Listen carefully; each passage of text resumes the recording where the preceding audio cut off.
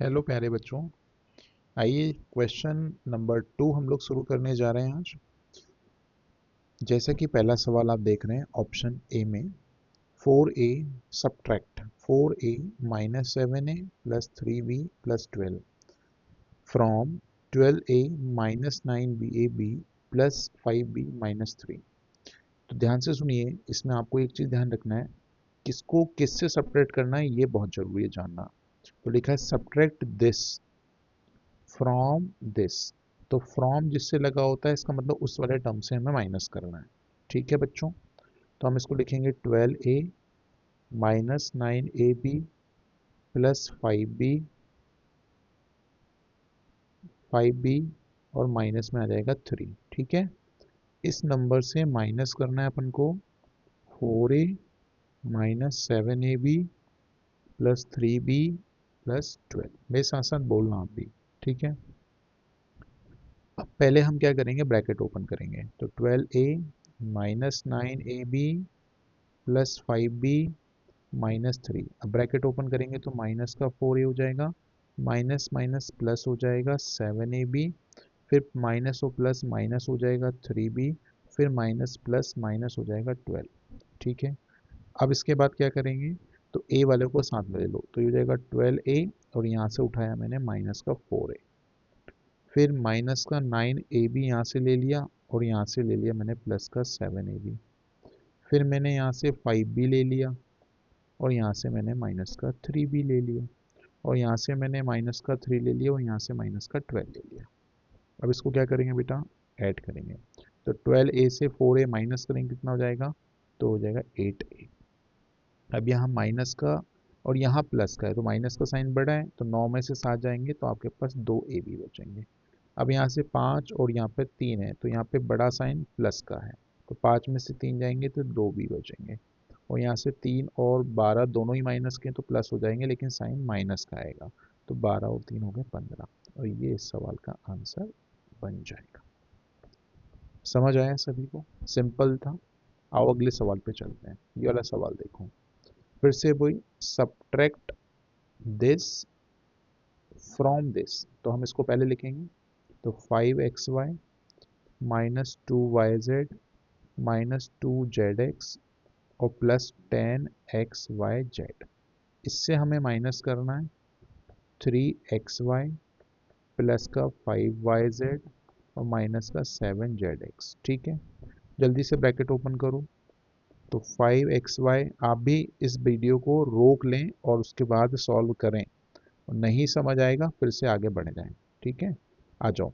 Minus plus minus ये हो जाएगा 3xy, ये माइनस ये वाला प्लस, तो हो जाएगा माइनस का 5yz और माइनस माइनस प्लस तो 7 का हो जाएगा हमारे पास, ये हो जाएगा 7zx। ठीक है, यहाँ पे 5 है, ध्यान रखना। यहाँ पे क्या है बच्चे, 5 है। ठीक है, मैं फिर से लिख देता हूँ, ये है 5yz। ठीक है, अब आ जाओ प्लस माइनस कर लो फटाफट। तो पहले इकट्ठा कर लो, ये हो जाएगा 5xy और यहाँ से उठा लो माइनस का 3xy। ये स्टेप नहीं भी लिखोगी तो भी चलेगा। फिर लिखा मैंने 2yz और यहाँ से मैंने लिखा माइनस का 5yz।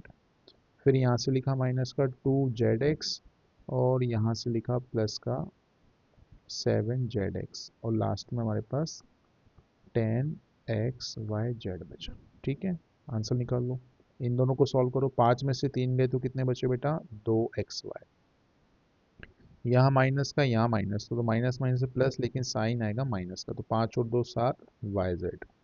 यहाँ पे इन दोनों को सॉल्व करेंगे तो हो जाएगा प्लस का 5zx और लास्ट में हमारे पास क्या बचा बेटा, 10xy और z। ये इस सवाल का आंसर है। समझ आया सभी को? है ना, सिंपल कैलकुलेशन है, ज़्यादा खतरनाक नहीं है। आओ एक लास्ट सवाल और देखते हैं इस पर्टिकुलर सीरीज में। तीसरा सवाल, दिस फ्रॉम दिस, तो हम इसको पहले लिख लेंगे 18 minus 3p minus 11q plus 5pq minus में 2pq स्क्वायर प्लस में हो जाएगा 5p स्क्वायर q। अब इससे माइनस करना है तो यहाँ मैं माइनस पहले ही लगा लेता हूँ और यहाँ पे ऐसे ब्रैकेट लगा लेता हूँ। अब ओपन करते हैं तो ये हो जाएगा माइनस का 4p square Q minus minus हो जाएगा प्लस 3p/q, और यहाँ हो जाएगा माइनस का 5p/q², और यहाँ पे फिर से माइनस माइनस प्लस हो जाएगा 8p, और यहाँ पे हो जाएगा हमारे पास फिर से -7q, और यहाँ पे हो जाएगा माइनस माइनस प्लस 10।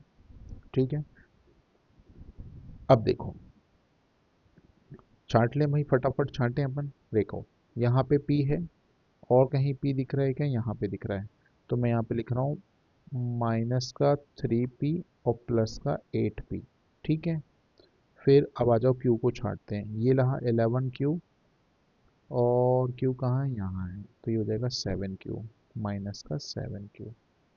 अब हम pq निकालते हैं, तो ये हो जाएगा 5pq, और ये है 3pq, 3pq। ठीक है, अब स्क्वायर वाला ले लो, ये वाला ले लो, माइनस का 2p/q², और p/q² वाली टर्म ये रही 5p/q²। ठीक है, अब ये वाली टर्म ले लो, ये हो जाएगी हमारे पास प्लस का 5p²q, और ये वाली टर्म ले लो माइनस का 4p²q। और कुछ बचा है क्या हमारे पास? हाँ सर, नंबर बचे हैं सर। अब नंबर को लास्ट में लिख लेता हूँ, 18 यहाँ लिख दिया मैंने, 10 यहाँ लिख दिया। चलो आ जाओ, अब इन दोनों को पहले सॉल्व करो। तो ये हो जाएगा बेटा, 8 में से 3 जाएंगे तो कितने बचेंगे? 5p।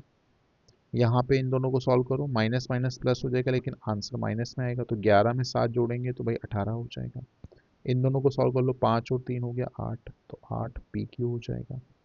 इन दोनों को सॉल्व कर लो बेटा, माइनस माइनस प्लस होगा, लेकिन आंसर माइनस में आएगा, 7p/q² हो गया। अब इन दोनों को सॉल्व कर लो भाई, तो ये हो जाएगा 5 में से 4 गए तो 1 बचा, और इसको हम डायरेक्टली p²q लिख सकते हैं, और लास्ट में 18 10 28 हो जाएगा, 18 10 28 हो जाएगा, और ये इस सवाल का आंसर हो जाएगा। आई थिंक आज के इस पूरे वीडियो में आपने बहुत अच्छे से तीनों सवाल डिस्कस कर लिए हैं। मेरा टारगेट है, मैं बहुत कम समय में आपको सवाल करवाना चाहता हूँ। पिछले वीडियो में जो सवाल डिस्कस किए हैं उनको अच्छे से कॉपी में लिखिए, और आज के वीडियो को भी अच्छे से नोट डाउन कर लीजिए। मिलते हैं हम अगले वीडियो में फिर से, और कुछ नए सवालों के आगे इस एक्सरसाइज को हम कंटिन्यू रखने वाले हैं। Thank you, bye bye, take care. Video अच्छा लगा है तो शेयर